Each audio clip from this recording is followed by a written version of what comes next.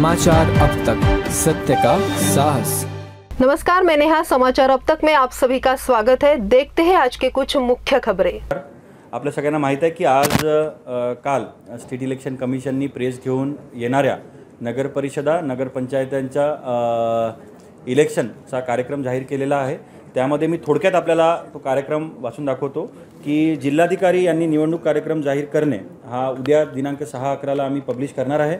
त्यानंतर नामनिर्देशन पत्र राज्य निवडणूक आयोगाने निश्चित केलेल्या वेबसाईटवर भरण्याकरिता उपलब्ध असण्याची कालावधी हा 10 ते 17/11 च्या दुपारी 2 वाजतापर्यंत अलाउड राहील।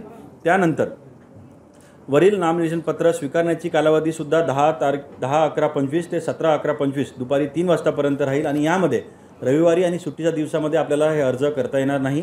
त्यानंतर नामनिर्देशन पत्र छाननी हे 18/11/2025 सकाळी 11 वाजतापासून छाननीचा कार्यक्रम राहील आरोकडे। त्यानंतर ज्या ठिकाणी छाननी झाल्यावर ज्या ठिकाणी अपील नाही आहे त्या ठिकाणी नामनिर्देशन पत्र मागे घेण्याचा अंतिम दिनांक 19 ते 21 दिनांकला 3 वाजतापर्यंत राहील। त्यानंतर ज्या ठिकाणी अपील आहे त्या ठिकाणी ही तारीख 21/11 ते 25/11 पर्यंत अलाउड केलेला आहे। त्यानंतर निवडणूक चिन्ह अलॉट करण्याची तारीख आहे 26/11।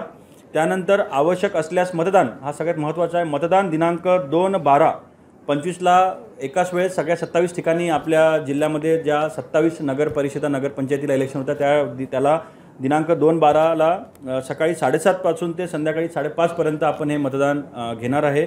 निकाल मतमोजणी व निकाल जाहीर करण्याचा दिनांक हा 3/12/2025 ला सकाळी 10 वाजतापासून सुरू होईल आणि सगळ्यात शेवटचं शासन राजपत्रामध्ये निकाल प्रसिद्ध करण्याचा तारीख राहील 10/12/2025 च्या पूर्वी। हे आपल्याला करावं लागणार आहे। हा थोडक्यात निवडणूकचा कार्यक्रम आहे आणि आपल्या जिल्ह्यामध्ये जवळपास 27 ठिकाणी लोकल बॉडीचे इलेक्शन होत आहे। यामध्ये जवळपास 374 प्रभाग आहे, 546 सदस्य संख्या जे निवडणुकीला पार पाडणार आहे।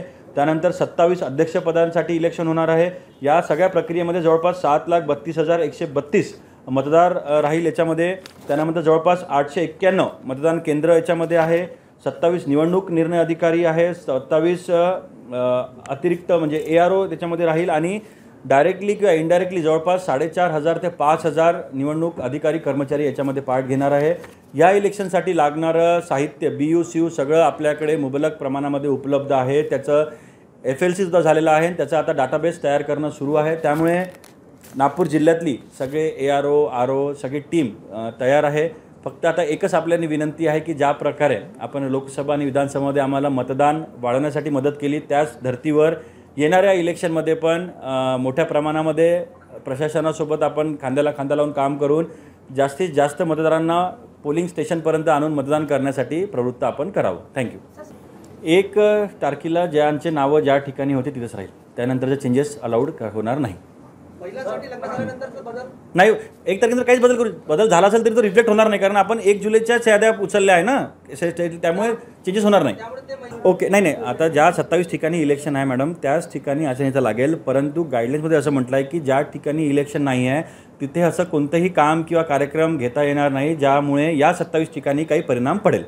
हो ना, मी ऑलरेडी सांगितलं हे दुबार मतदार आपण म्हणत नाही, संभाव्य दुबार म्हटलं आहे कमिशननी। त्यामुळे ज्यांचं 2 ठिकाणी नाव आहे त्यांना आम्ही आव्हान करू की तुम्ही कुठे करणार आहे त्यांनी आपलं पत्र आम्हाला लिहून द्यावं, मग तिथेच वोट करणार। किंवा जर आव्हानाला प्रतिसाद नाही मिळाला आणि त्यामुळे वोटिंगच्या दिवशी तो एकाच ठिकाणी वोट करायला जाईल तिथं आम्ही त्यांच्याकडून हमी पत्र लिहून घेऊ की बाबा मी दुसरीकडे कुठेच केलं नाही, फक्त इथंच करणार आहे। ते स्पष्ट गाईडलाईन्स कमिशनच्या गाईडलाईन्समध्ये आलेले आहे आणि त्यानुसार आपण काम करणार आहे। गाईडलाईन्समध्ये असं आहे की नामनिर्देशन पत्र भरत असताना कास्ट व्हॅलिडिटी आवश्यक आहे, परंतु जर कास्ट व्हॅलिडिटी नसेल त्यांनी नामनिर्देशन पत्र भरण्याच्या आधीच त्यांच्याकडे कास्ट व्हॅलिडिटी सेक्शनला भरण्याचं ते रिसिप्ट जरी आले तरी त्यांना आपण भरू देणार आहे।